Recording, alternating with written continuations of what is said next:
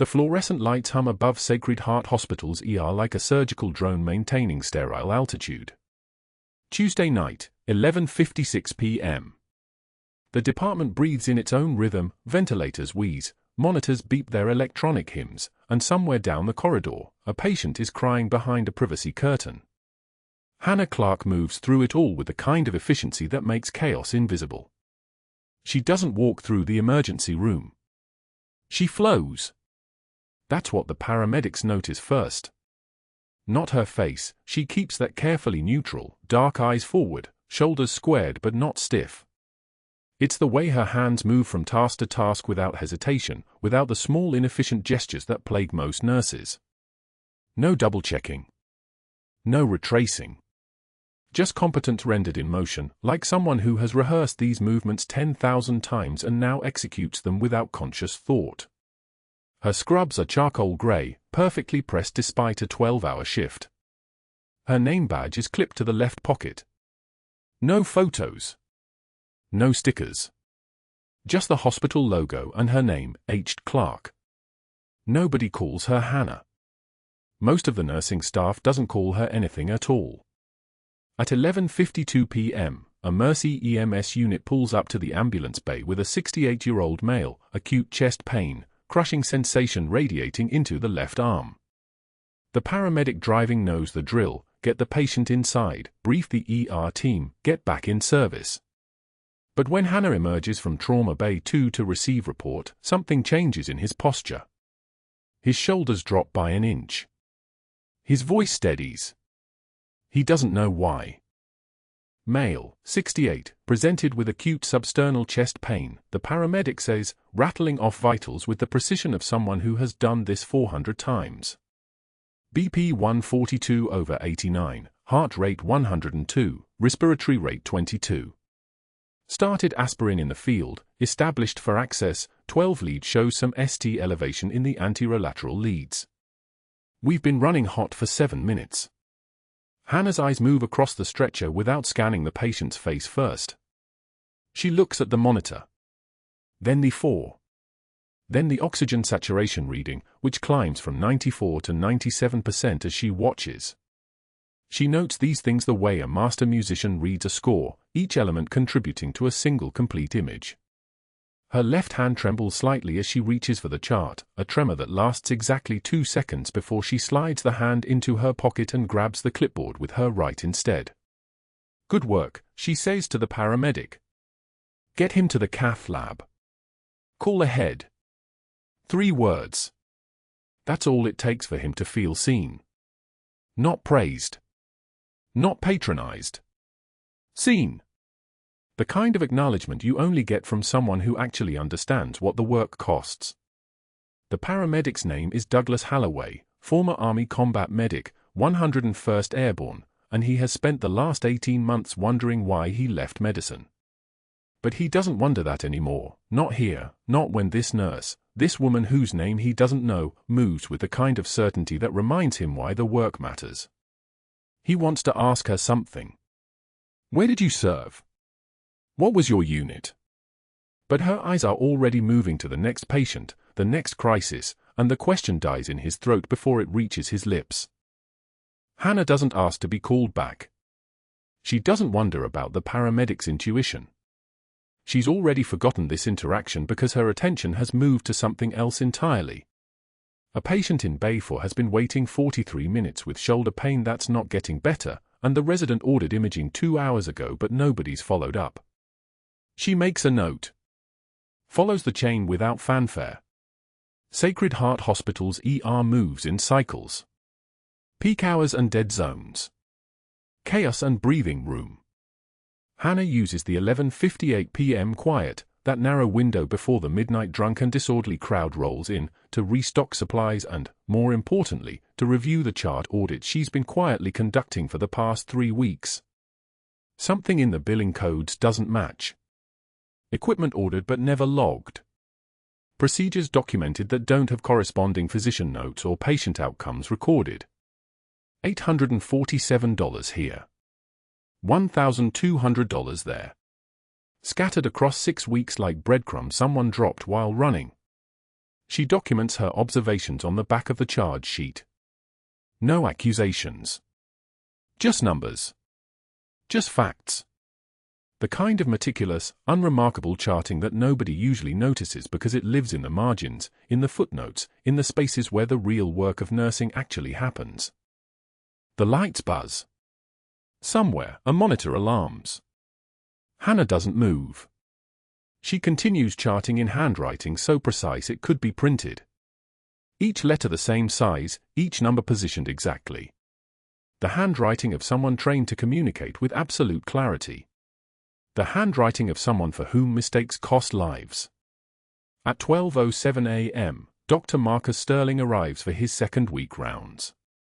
He doesn't come to the ER to manage patients. He comes to manage systems. That's what the hospital administration hired him for. That's what his contract specifies: optimize operational efficiency and revenue streams. Dr. Sterling wears a $4,000 suit to the emergency room on a Tuesday night, and he wears it the way other people wear armor, not as protection, but as declaration. His watch is a Patek Philippe, white gold, worth more than most nurses make in a year. The dial catches the fluorescent light as he reviews staffing charts on a tablet in the administrative alcove. His eyes scan across the names: Rodriguez, Thompson, Kim, Clarke. The staffing has been stable. Turnover minimal. Everyone performs within acceptable parameters. Most of the nurses blend into the background of routine competence. But Hannah Clarke's charting stands out. Not because it's exceptional, that would be easy to dismiss. It stands out because it's meticulous. Every line item cross-referenced. Every supply documented. Every procedure accounted for. It's the kind of charting that doesn't just record what happened, it proves what happened. And for the last 6 weeks, Dr. Sterling has been moving significant quantities of cardiac equipment through supply orders, billing insurance at premium rates for procedures that never quite materialized. Not fraud, exactly. Optimized billing. Creative documentation. The kind of thing that happens in every large hospital when administration and vendor relationships align properly. The kind of thing that becomes very visible if someone is actually reading every single line on every single chart. Dr. Sterling's jaw tightens almost imperceptibly as he scrolls through Hannah's notes. She's documented 3 pericardiocentesis procedures, emergency drainage of fluid around the heart, that don't have corresponding patient charts or physician orders. She's flagged them as discrepancies pending review. She hasn't accused anyone of anything. She's simply written the truth. He closes the tablet. His mind works in cascading probabilities. Who is this nurse? Where did she come from? Her employment file is sparse. 3 years at Sacred Heart. Before that, nothing. No previous hospital listed. No references that check out. The background investigation that the hospital ran came back clean but somehow incomplete, like someone had carefully constructed a history that would withstand basic scrutiny but crumble under anything deeper. That's interesting. That's a problem. And that's when Dr. Sterling begins to wonder if he should be worried about her. Hannah is kneeling next to a patient in Bay 7, 72-year-old female, back pain, probably muscle strain, when her boots become visible. The worn leather shows 1,000 miles of wear. The laces are frayed. One boot has a crease across the toe box that suggests it's been broken in by someone who uses their feet for more than standing at a nursing station. The leather is scuffed down to bare canvas in places. These aren't the boots of a hospital worker. These are the boots of someone who has walked through places the hospital staff of Norfolk, Virginia never imagines. When Hannah stands, she pulls her pant legs down. The boots vanish back under the hem of her scrubs. They're always there, though. Every shift. The worn combat boots wrapped in plastic in her locker, the plastic worn through in places where her hands have opened and closed around them, unconsciously seeking the weight of them, seeking the reminder that there is another Hannah somewhere. A Hannah who went by something different. A Hannah who was called senior chief. A Hannah who walked through Kandahar province with 47 personnel depending on her judgment and training. That Hannah is buried so deep now that even her own family doesn't know where she went. Her mother thinks she traveled. Her sister thinks she took a teaching job overseas. The truth is something nobody would believe, that she walked away from a life of certainty and purpose because the nightmares began to outnumber the moments of peace. That she came to Norfolk specifically because it's 800 miles from anywhere she'd ever been stationed. That she took the first nursing job that would hire her and learned to make herself invisible the way she'd once learned to make herself visible. The worn boots are the only thing she kept. At 1:34 a.m., a code blue alert sounds from Bay 3. 61-year-old male, cardiac arrest, ventricular fibrillation. Hannah is there before the announcement finishes. The resident is already performing chest compressions, rough, desperate movements without rhythm or confidence. She doesn't ask for the position. She simply begins to position herself, and the resident shifts aside instinctively, recognizing authority without understanding its source. Hannah's hands come down on the patient's sternum. The compressions are perfect. 100 compressions per minute. Full depth. No hesitation. Her shoulders rock with mechanical precision, and her breathing matches the rhythm exactly. Breathe in for 2, breathe out for 1, compress, compress, compress. A respiratory therapist squeezes oxygen into the patient's lungs. Someone charges the defibrillator. The monitor shows flat line, then recognizes a shockable rhythm, and the electrical current jolts through the patient's chest. His heart doesn't restart. Hannah keeps compressing. 1 minute of CPR. 2 minutes.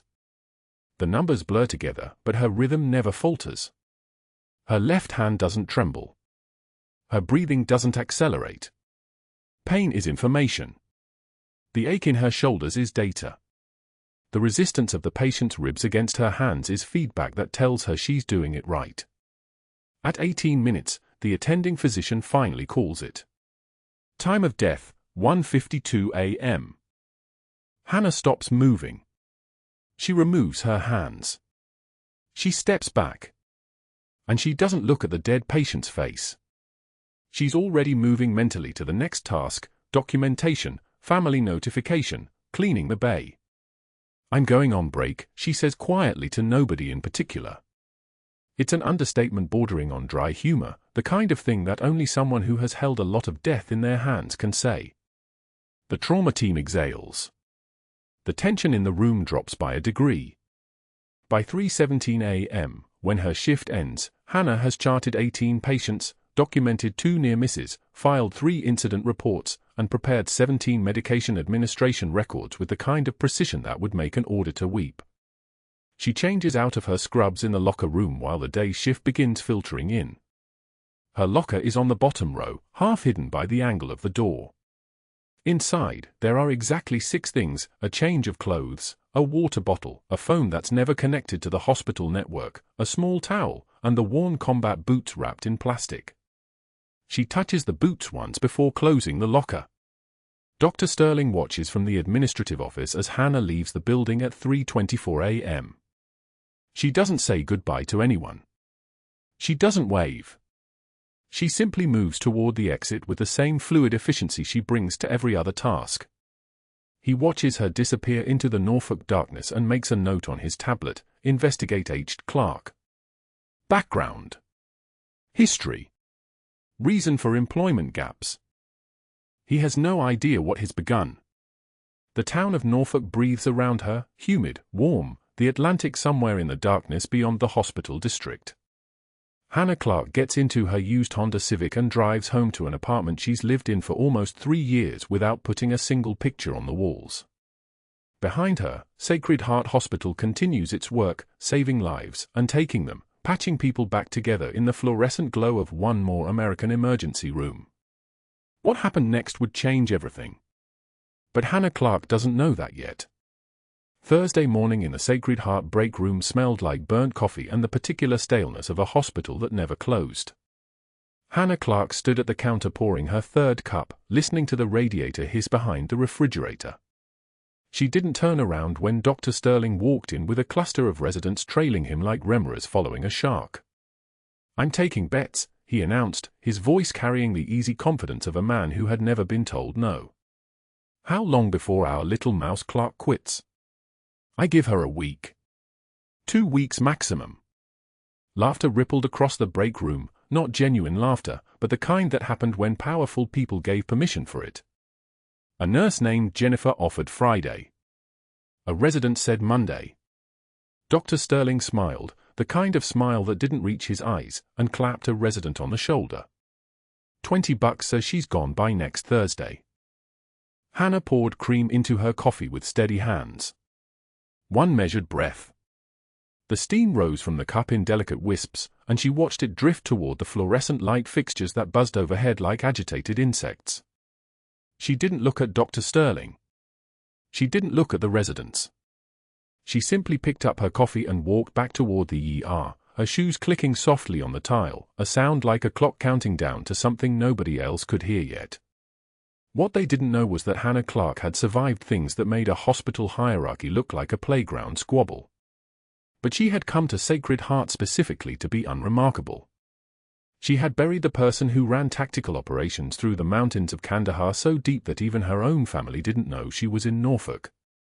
She had traded combat boots for clogs and classified operations for 12-hour shifts under fluorescent lights. The bet in the break room was nothing. Just noise.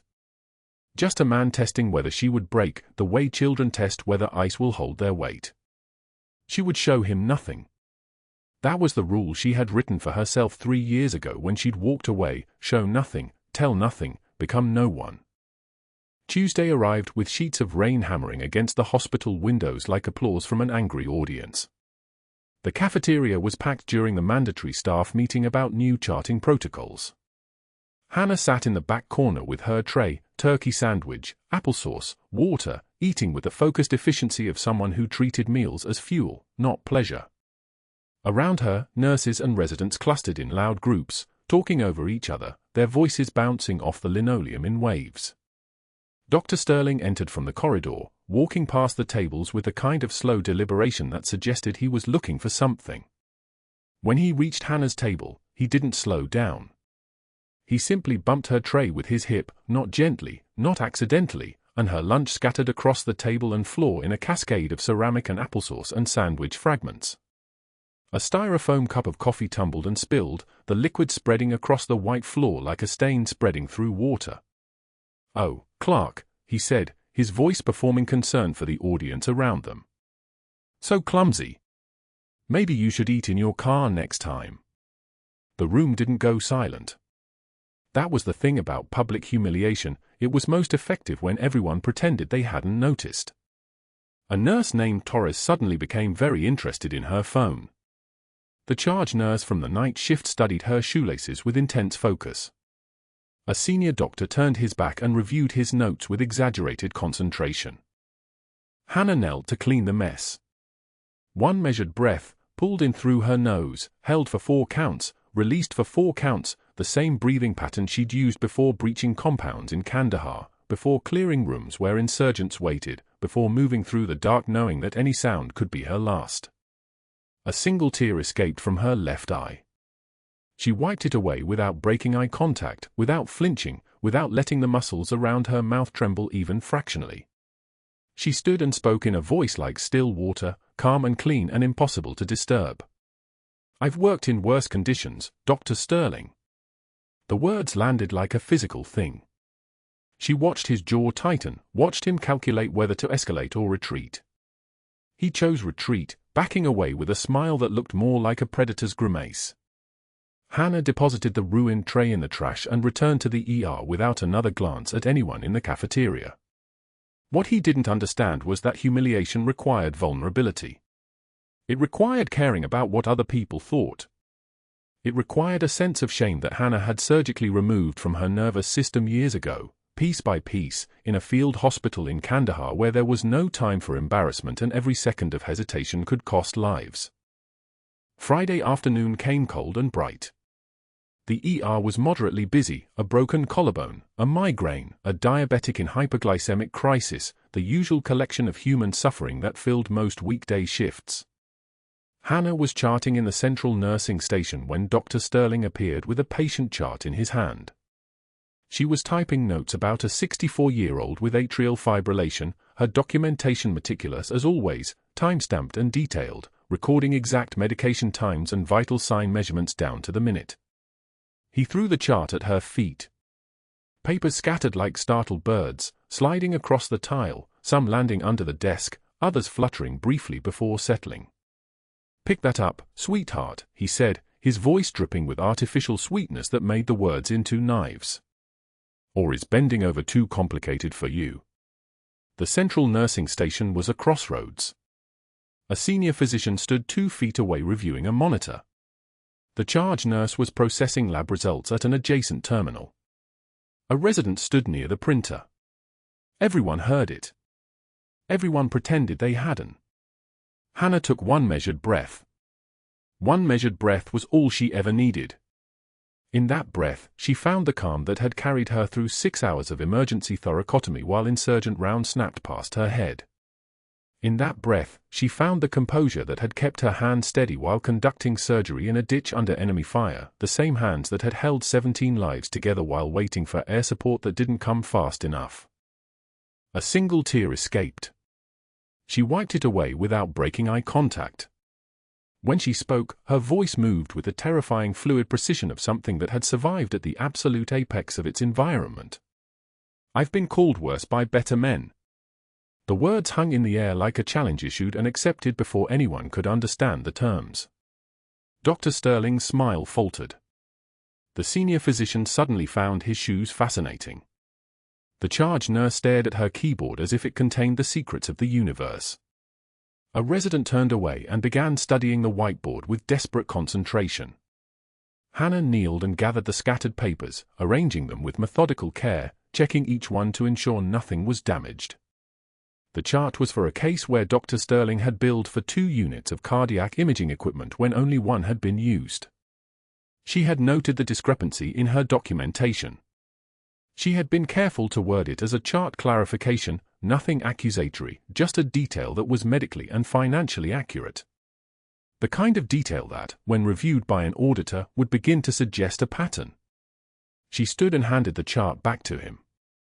Their eyes met for exactly 1 second, long enough for him to understand that his performance hadn't affected her, long enough for him to see that there was something underneath the quiet nurse uniform that he didn't have a reference point for. Then the ER doors burst open and a trauma alert sounded from the ambulance bay. A 22-year-old with a stab wound to the anterior thorax, vitals dropping, ETA 2 minutes. The moment fractured and scattered like the papers that had fallen, and everything else, the bets, the humiliation, the carefully orchestrated campaign to break a woman who wouldn't break, became irrelevant. Hannah moved toward the trauma bay, her shoes clicking softly on the tile. In her locker, 19 blocks away, a pair of worn combat boots waited in the darkness. They had been there for 3 years, a reminder of the person she used to be, the rank she no longer used, the weight of the 17 lives she had held together when the world was trying to tear them apart. Nobody at Sacred Heart knew about those boots. Nobody at Sacred Heart knew anything about the woman who walked toward the trauma bay with the calm of someone who had stared down far worse than a hospital bureaucrat playing with power like it was a toy he'd never break. But that wasn't the worst part. The worst part was that Dr. Sterling was about to watch Hannah Clarke do something that would make his carefully constructed harassment campaign look like the distraction it was, and he still wouldn't understand what he was really looking at. The trauma alert came through at 11:48 p.m. on a Tuesday, a 22-year-old stabbing victim with a pneumothorax and dropping blood pressure, ETA for minutes to Sacred Heart's ER bay. Hannah heard the dispatcher's voice crack slightly when she called the code, that particular inflection that meant the patient probably wouldn't make it to the ambulance dock. She was already moving before the overhead announcement finished crackling, her feet knowing the path from the supply station to trauma bay 2 the way muscle remembers a dance floor. The doors burst open at 11:51. The paramedics wheeled the stretcher in with a kind of controlled chaos that meant they'd already done everything they could in a 5-minute transport from the shopping district where the knife went in. The patient, a kid, really, with a nose ring and a fading tan line on his wrist, was conscious but barely, his oxygen saturation dropping like a stone in dark water. 72. 68. 64. The monitor beeped its accusation with each tenth of a percentage point. Dr. Sterling wasn't in the trauma bay. Hannah's eyes moved across the faces of the two attending physicians standing near the monitors, and in that single second she understood the full weight of his absence. Both doctors were looking at each other instead of at the patient, both waiting for someone to take command, both frozen in that hesitation that kills people. It was a small moment, maybe 2 seconds of stillness, but in a trauma room with a patient in hemorrhagic shock, 2 seconds is a lifetime someone doesn't have. The attending on the left, Dr. Reeves, was a cardiologist pulled into general trauma because the surgical staff was already committed to a 3-car collision upstairs. The other was a resident who looked like she'd seen maybe 30 thoracic emergencies in her career. Hannah moved past them without asking permission. She didn't say "excuse me." She didn't apologize for the presumption. She simply was there, her hands already reaching for the sterile gloves snapping like gunshots in the sudden quiet, her eyes tracking the monitor, reading the patient's body like a book in a language most nurses never learn to speak. The knife had collapsed the kid's right lung and punctured something deeper, the way his breathing had gone shallow and rapid, the way his neck veins were distending like he was drowning from the inside, meant the air was building in his thoracic cavity. Tension pneumothorax. The pressure was crushing his heart, compressing the great vessels. Another minute and his blood pressure would bottom out completely. "Get me a 14-gauge angiocath," Hannah said. Not a request. Not a question. A statement of fact, delivered in a voice that had spent 18 months giving orders in places where hesitation meant body bags. The surgical tech moved before Hannah finished speaking, muscle memory responding to the tone more than the content. Hannah found the second intercostal space, midclavicular line, and pushed the needle in with the kind of decisive speed that made the surrounding medical staff actually look at her instead of at the monitor. There was a hiss, the distinctive sound of pneumothorax releasing, air escaping like a breath held for too long, and immediately the patient's oxygen saturation began climbing. 72. 79. 84. The monitor's tempo slowed from frantic to urgent. "Call Dr. Curtis," Hannah said to the resident. "Tell him we need an emergency thoracotomy. Now." She was already moving as she spoke, already prepping the left anterior chest wall for the procedure that most emergency nurses only read about in journals, that required a specific kind of surgical training, the kind you got when you'd spent 3 years learning how to perform field surgery in places where the only operating room was the sand and your only anesthesia was adrenaline and necessity. Her hands found the scalpel without her eyes having to guide them. The cut was precise, a clean lateral incision through the 5th intercostal space, the kind of cut that told anyone watching exactly where her knowledge had come from. Not a textbook. Not a simulation. Somewhere real. Somewhere with consequences. The paramedic who'd brought the patient in, a guy in his 50s with the weathered face of someone who'd been doing this job since the 80s, with a military tattoo fading on his forearm, watched Hannah's hands move across the exposed thoracic cavity. She found the pericardium, punctured it with a 14-gauge needle to release the fluid that was strangling the heart, and then she was doing the sutures with her fingers moving in a rhythm that spoke of repetition, of having done this not once or twice but dozens of times, each stitch placed with the same economical precision. The paramedic's face changed. Something shifted in his expression, a recognition of something he hadn't expected to find in this ER at this hospital on this ordinary Tuesday night. When Hannah stepped back and the patient's blood pressure had climbed to 89/56 and his oxygen saturation had stabilized at 92%, the paramedic followed her into the hallway. He waited until they were alone, until there was nothing but the fluorescent hum and the distant sound of monitors and the antiseptic smell of hospital corridors at midnight. He was a big man, the kind of big that came from decades of training rather than genetics, and when he spoke his voice was low and careful, like someone asking a question they already knew they shouldn't ask but had to anyway. "Where did you serve?" he said. Hannah's hands were shaking, not from adrenaline, but from the knowledge that had just been written across her chest in sutures and blood, that everything she'd buried for 3 years had just been exposed in front of 15 people with eyes and phones and access to hospital directories. She didn't answer. She simply looked at the paramedic for a moment, and then she walked back toward the supply station, leaving the question hanging in the air like the sound of a helicopter that hasn't finished landing yet. "Dr. Sterling, meanwhile, had never left his office. He'd been there the entire time, door closed, watching the patient's vital signs on the monitor system that piped into every attending screen, and he'd understood immediately what he was seeing. Not just a successful resuscitation, anyone could get lucky with a resuscitation. He was watching someone perform a procedure that required a surgical background he'd never seen on Hannah Clarke's application, a background she'd somehow managed to hide for 3 years of night shifts. A background that implied connections, training, history. Things that people usually don't hide unless they're hiding from something. By Wednesday morning, Dr. Sterling had already made his first call. The board chairman, whose daughter had gotten her anesthesia residency placement through Sterling's recommendation, a favor called in at exactly the right moment, picked up on the second ring. Sterling's voice was carefully modulated, carefully concerned, the tone of a colleague worried about patient safety rather than a man trying to protect his own fraud scheme from scrutiny. "I need to express some serious concerns about one of our nursing staff," Sterling said. A night shift nurse. "Her charting is meticulous, but her clinical judgment. I'm not sure she's following proper chain of command." The board chairman listened. Promised to look into it.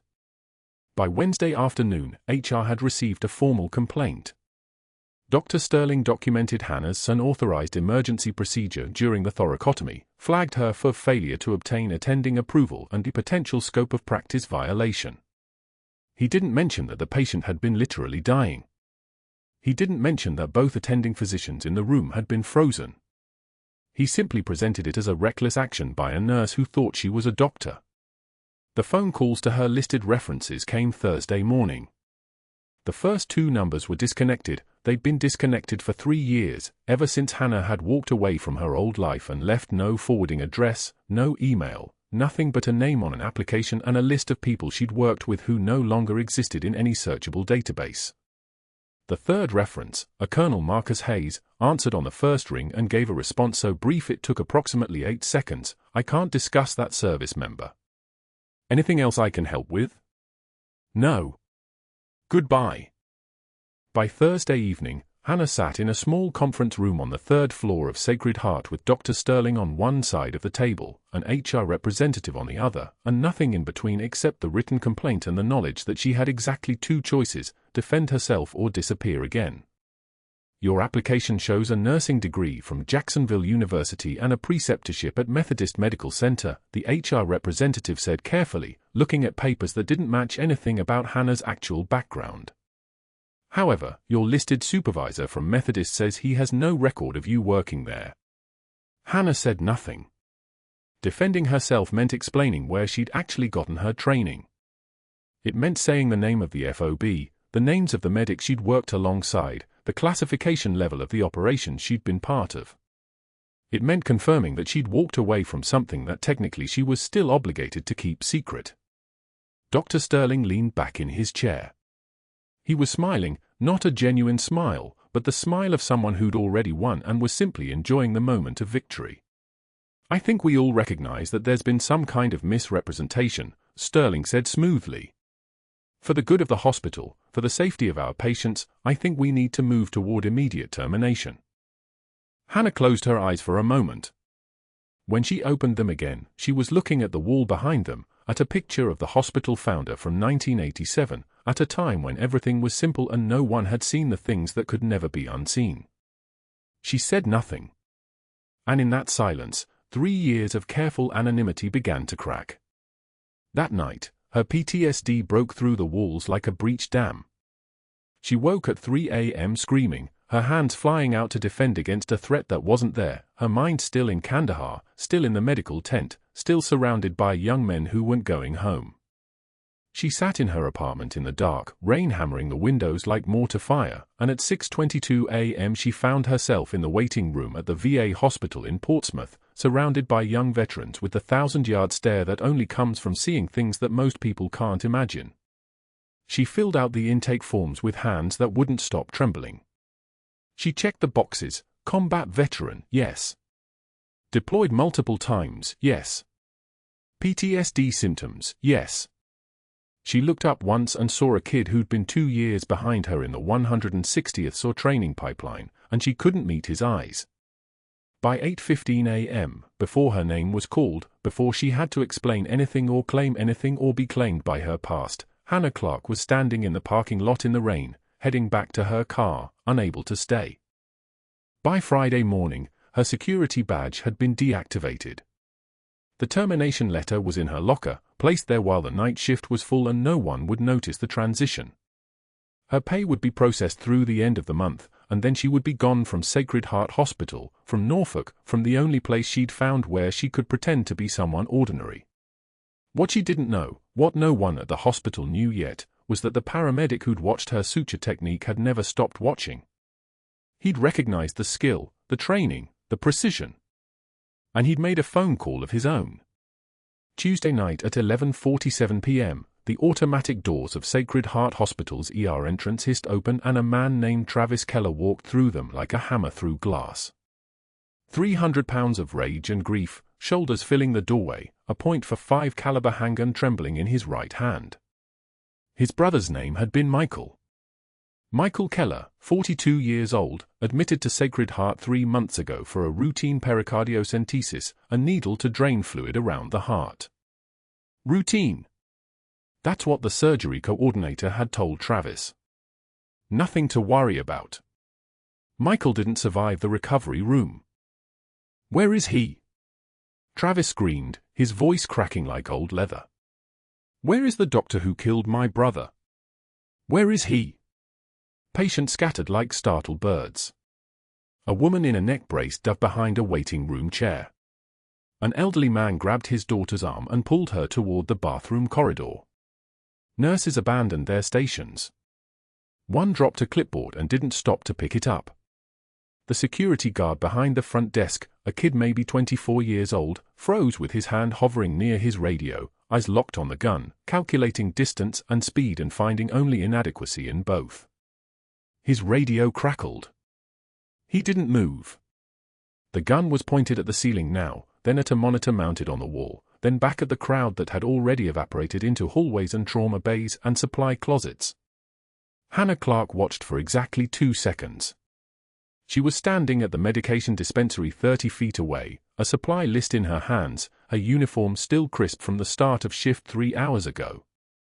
The chaos unfolded like a film she'd already seen, just in a different language, different uniforms, different weapons. But the panic was the same. The geometry of terror never changed. A man with a gun. A room full of people who didn't know that running straight at the threat was sometimes the only answer. That fear was useful, fear was data, but it had to move through you, not paralyze you. She set the supply list on the counter. Her badge caught the fluorescent light as she moved, a small square of plastic hanging from a lanyard that said she was authorized to be in this building, to touch these machines, to administer these drugs. The badge meant nothing now. In 6 minutes, it would mean something different. But right now, in this moment, it didn't matter what it said. What mattered was that Travis Keller was screaming and holding a gun and his grief had weight, had mass, had the terrible physics of a man who had nothing left to lose. Hannah walked toward him with her hands visible, palms out, fingers spread, the way you approached an animal caught in a fence. Slow. Deliberate. No sudden movements. No reason for the autonomic nervous system to spike his adrenaline and turn muscle memory into tragedy. Her voice when she spoke was the same tone she'd used 1,000 times before, in convoy trucks rolling through Kandahar with wounded soldiers bleeding into their uniforms, in forward operating bases where young men woke from nightmares screaming their brothers' names. Travis. My name is Hannah. I need you to look at me. The gun barrel swung toward her. She didn't stop. The rotor blades of panic whirred through the ER, but her body was still water, her breathing controlled, her heart rate steady. She'd learned this skill when it cost lives not to know it. She'd practiced it in languages written in pain and adrenaline and the terrible clarity that comes when you understand you might die in the next 7 seconds. Travis's finger was on the trigger but not tensing, not yet, still in that fragile space where words could move mountains. Your brother's name was Michael. She was close enough now that she could see the whites of his eyes, the burst capillaries from crying, the way his hand shook with the effort of holding something that wanted to fall. The surgery was supposed to fix his heart. I read his chart. I read everything they wrote down. I'm so sorry. Travis made a sound like an engine cutting out, a low, broken thing that came from somewhere deeper than his chest. It wasn't supposed to be like this, he whispered. Hannah kept talking. 6 minutes. That's how long it took. 6 minutes of her voice moving through the space between them like a tether, anchoring him to something other than the gun, other than the moment his phone buzzed with a call from the hospital telling him his brother wasn't waking up. 6 minutes of her naming Michael's pain and his own, validating both, offering the terrible truth that the gun wouldn't fix either one. She talked about how the procedure had complications they didn't predict, how sometimes the body rebelled against the knife even when the knife came with permission and good intentions. She talked about a brother she lost once in Kandahar, the word came out carefully, not a confession, just context, and how rage came after grief like a storm after the heat, and how the only thing worse than losing someone was losing yourself trying to hurt the person who couldn't hurt back. The gun dropped. It hit the linoleum with a sound like a period at the end of a sentence. Travis collapsed to his knees. His shoulders heaved. Security rushed in, professional and efficient, cuffing him while he wept, and Hannah stepped backward into the space she'd come from, her hand still visible, her expression the same as it had been 5 minutes ago. The fluorescent lights hummed their machine song. A ventilator wheezed somewhere in a trauma bay. The ER was alive again, moving, the chaos reorganizing itself into protocol and paperwork. And that's when the doors to the administrative wing opened. Dr. Sterling stood framed in the doorway, still wearing the expression of a man who'd just watched something he didn't understand. His eyes moved from Travis Keller being led away by security to Hannah Clarke standing in the center of the room, and something dark moved across his face like a shadow crossing water. He was already thinking 3 steps ahead. Hannah would see that later, in the way he moved, the phone call he made from his office, the story he shaped before anyone else could shape it for him. The next morning, Dr. Sterling's voice was polite and concerned as he delivered his statement to the responding police officers and the hospital's incident command team. Hannah Clarke, he said, had violated the active shooter protocol by approaching the armed individual. Escalation, he called it. De-escalation was the job of trained security. Negotiators. Law enforcement. Not floor nurses.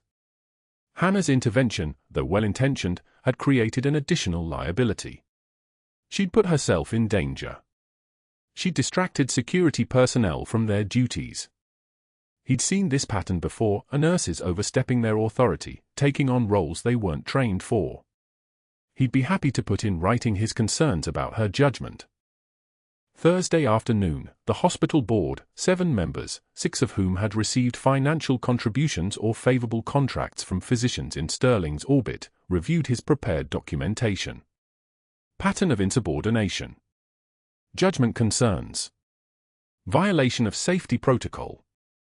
The termination was unanimous. Professional but thorough. No one asked Hannah's version. No one asked the security team. The decision had been made in a room she wasn't allowed to enter, with a narrative she wasn't allowed to contest. Friday morning, she opened her locker and found a termination letter on top of the worn pair of combat boots she'd kept there since the day she arrived at Sacred Heart. The boots were tan, desert-colored, the leather creased and weathered, the rubber sole worn smooth on the heel from 6,000 kilometers of walking through Kandahar and Helmand province and a dozen smaller forward operating bases whose names never made it into the news. No one had ever asked about the boots. Nurses kept things in their lockers. Photographs. Snacks. Spare scrubs.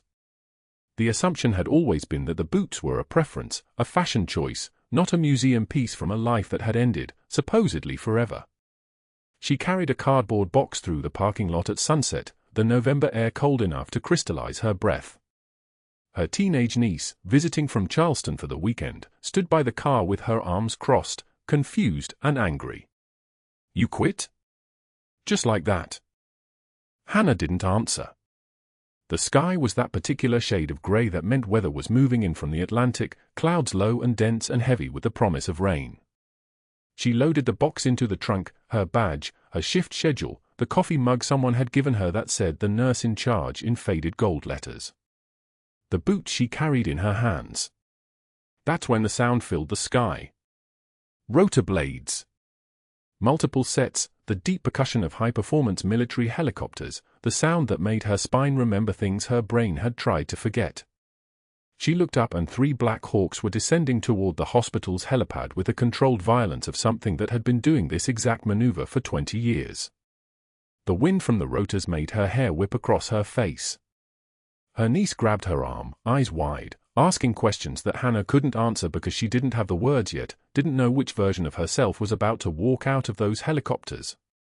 The boots were cold in her hands. She'd buried them at the bottom of her locker the way you bury the past, keeping it close enough to remember, far enough away that you don't have to look at it every single day. But now they were exposed again, worn leather against her palms, and the Black Hawks were landing on the helipad above her head, and everything she'd spent 3 years building was about to collapse like a house that had never been built with foundations, only with the fiction that staying invisible was the same as being safe. The rain started to fall, soft at first, then harder, the drops loud against the metal roof of the parking structure. Her niece was still talking, still asking questions, but Hannah couldn't hear her anymore over the sound of her own past arriving in military transport. The rain hammered down like applause.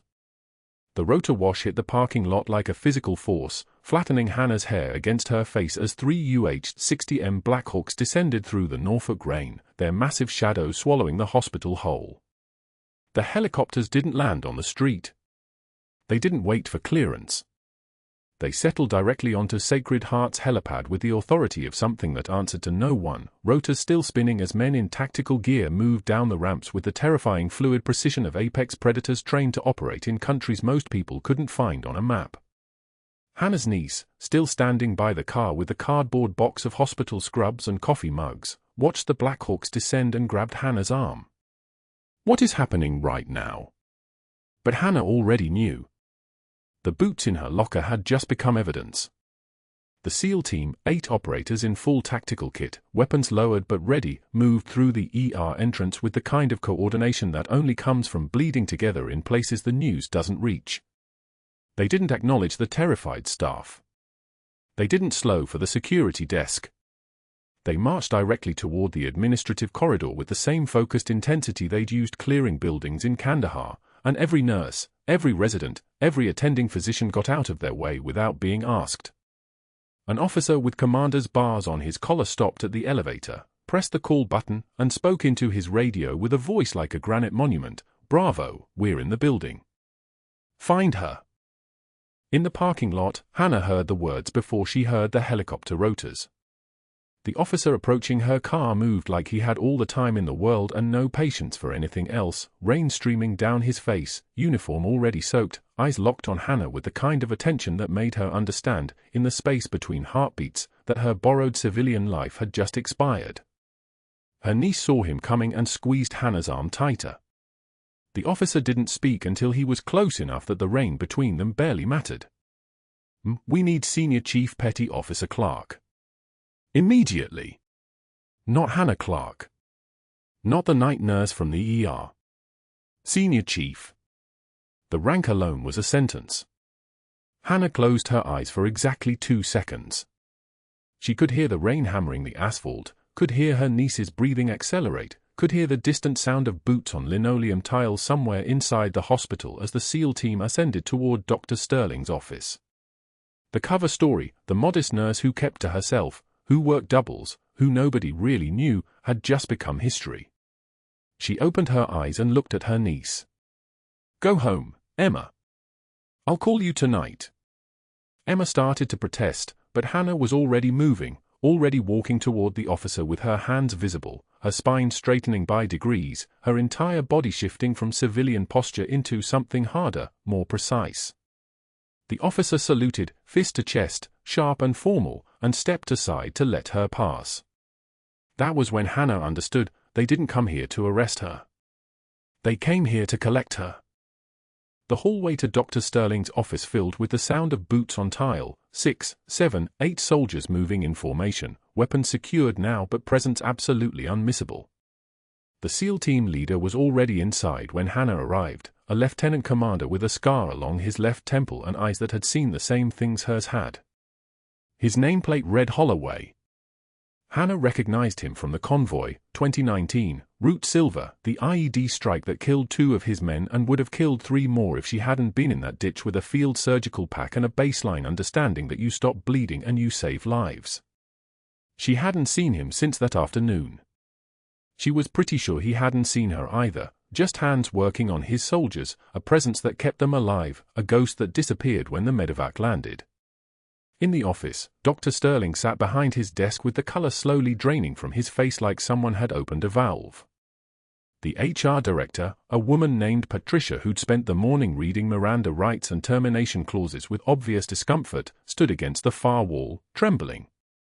Her hands shook as she held Hannah's military file, a thick folder that had been sealed, classified, and locked in a Pentagon database for 15 years. The SEAL team leader looked at her, and then at Patricia, and then at the folder in the woman's hands. "Read it," he said. "All of it. Let everyone hear what this woman actually is." Patricia's voice broke immediately. The first medal she read aloud was the Bronze Star for Valor, awarded for leading a medical evacuation under sustained enemy fire. The second was a Silver Star for organizing triage at a forward operating base after a complex attack that killed 9 insurgents and saved 18 American soldiers. Then she got to the Purple Hearts. 3 of them. 3 separate occasions where Hannah had been wounded and refused evacuation, staying in place to keep working on the wounded until the bleeding stopped or they died in her hands. Patricia's voice dropped to barely a whisper as she reached the final line, classified operations across for combat zones. Kandahar, Helmand, Anbar, and... She paused, staring at the redacted text. The file is heavily classified. But the signature here is from Joint Special Operations Command. She looked at Hannah with something between awe and horror. "You were JSOC?" "You were," she couldn't finish. Nobody needed her to. The silence lasted exactly 3 seconds. Then the SEAL team leader stepped forward, and when he spoke, his voice carried the weight of every person he'd lost and every person Hannah had kept breathing. "Senior Chief Clarke saved 17 of my men in Kandahar when their convoy was ambushed," he said, speaking directly to Dr. Sterling now. "She performed surgery in a ditch under enemy fire for 6 hours straight. No anesthesia.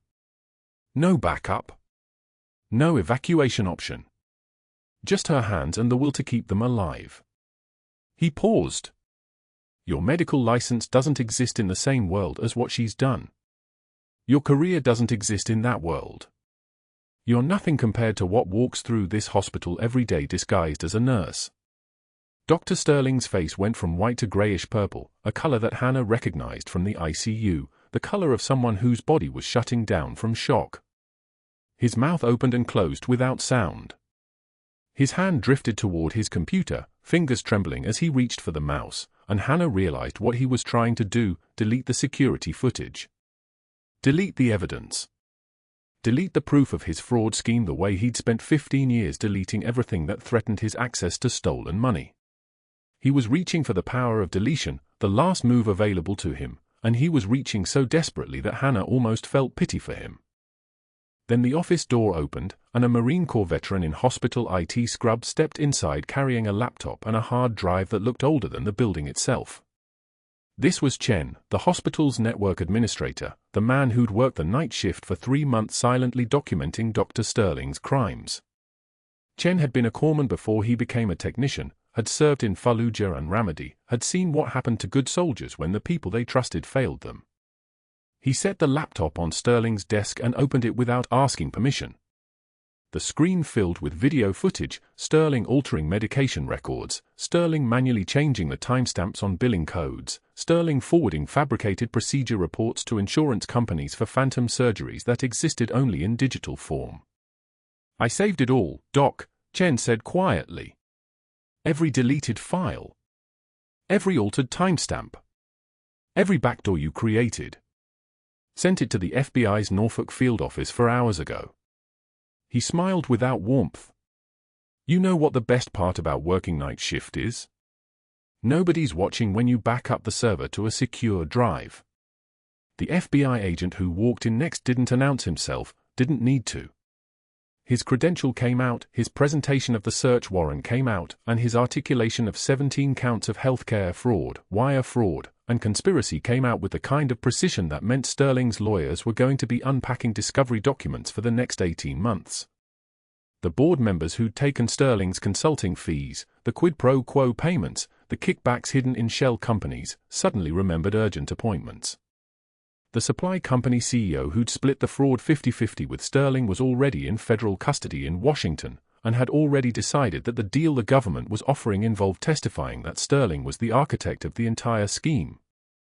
Sterling's ability to protect himself through institutional power, through favors owed and relationships leveraged, had evaporated the moment the Black Hawks landed. Hannah stood in the hallway as they escorted Dr. Sterling from the building, her hands in her pockets, her uniform still damp from the rain, watching him move past her with his hands cuffed, his career already dead, his medical license suspended pending investigation. The charge nurse who'd looked away during the humiliations couldn't meet Hannah's eyes as she walked past. Rodriguez the paramedic appeared at the end of the corridor, still in his uniform from the early shift, and when he saw Hannah, recognition moved across his face like a door opening. "I knew I recognized that suturing," he said. "Kandahar, 2019. You stabilized my convoy after the IED strike on Route Silver." He saluted, fist to chest, formal, held for exactly 2 seconds, and when he lowered his arm, tears were streaming down his face. "You kept us alive. We all knew someone had done the work, had kept us breathing, but we never got a name. We never got to say thank you." Behind him, one by one, other veterans on Sacred Heart staff appeared in the corridor, a surgical nurse who'd served with the 75th Ranger Regiment, a medical technician who'd been combat support in Kandahar province, a security guard who'd done 3 tours with the 82nd Airborne. They stood in a line that stretched down the hallway, and every single one of them looked at Hannah with the expression of people who'd been trying to say thank you for 15 years and had just been given the chance. The hospital administration acted with the speed of an organization suddenly aware of its own liability. That afternoon, they offered Hannah the Director of Emergency Services position with a salary increase and a complete restructuring of the trauma protocols. She declined. Instead, she asked for something different: funding for a veteran services clinic, a program designed specifically for former military personnel struggling with PTSD and transition issues, a place where the transition from combat to civilian life didn't have to happen in silence and isolation. The board approved it in a single vote. No discussion. No hesitation. They would have approved anything she asked for at that moment. 6 months later, Hannah Clarke ran Sacred Heart Hospital's Veteran Services program from a clinic on the 2nd floor, a space she'd designed with help from the men and women who understood trauma the way only veterans could. The clinic had 37 veterans on its active roster, a waiting list of 18 more, and staff that included Rodriguez, a counselor who'd served with the Army's 160th Special Operations Aviation Regiment, and a psychiatrist who'd spent for years as a flight surgeon with SAW. The worn combat boots sat on a shelf in Hannah's office, visible to everyone who entered, the pair she'd carried in her locker for 8 years, cracked leather and scuffed toes and laces that had been tied 1,000 times in 1,000 different tents and forward operating bases across 4 continents. No longer hidden. No longer shameful. Just a reminder of who she was and where she'd been and what it meant to walk toward danger instead of running away.